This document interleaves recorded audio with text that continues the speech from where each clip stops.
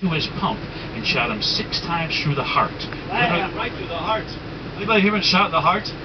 You can't just slap a Band-Aid over your heart. This thing blew open like a fire hydrant. The blood was gushing out. His heart just popped right out of his chest. And of course the heart's connected through like the vena cava down to the organs, so everything starts spilling out of his chest. His intestines are pulled out on the sidewalk. And all this stuff, you know, the dogs were licking at it. You know.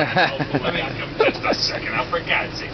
We got ladies on the bus here. You know, just, you know, in summary, how bad was the guy bleeding? Well, yeah, this guy was bleeding like Charlie Sheen's liver, if you can imagine. You know so much about that. I was in church right across the street when this whole thing went down. What were you doing in there now? Confession.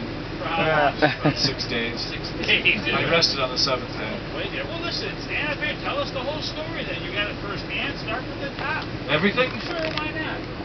All right, it's like I told the father. I thought she was 18. She was very well developed for her age.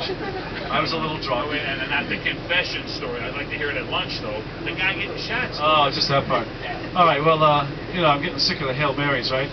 I heard the shots go off. I know something's going on in Dion's shop. I jumped up. I gave the bottle back to the father, and I ran across the street. I knew they'd do a gangland hit on this guy. They ain't going to turn him over and take his wallet. That just looked like some punk shot him for the dough, right? Now, they want everybody to know he's hit by the mob because he messed with the mobs. They would leave him laying there with everything as a warning. Hell, I figured I didn't shoot him. I'll get the dough, right? You do the same thing, wouldn't you? Once the guy's dead, it ain't stealing. It's just recycling. You ain't going to use it where he's going. Right? So I run in there. I pat the guy down. There's nothing in his pockets. I figure it's all in the cash register, so I pop that open. It's cleaned out. I found out later, before I could get out the front door of the church, the cops were already in there. They took everything out the back door.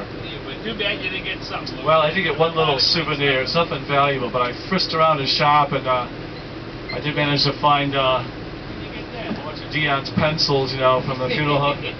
That's great. Like a bouquet. Yeah, I tell you what, all you folks, I'm going to give you a pencil compliments of Dion O'Banion, the florist bootlegger.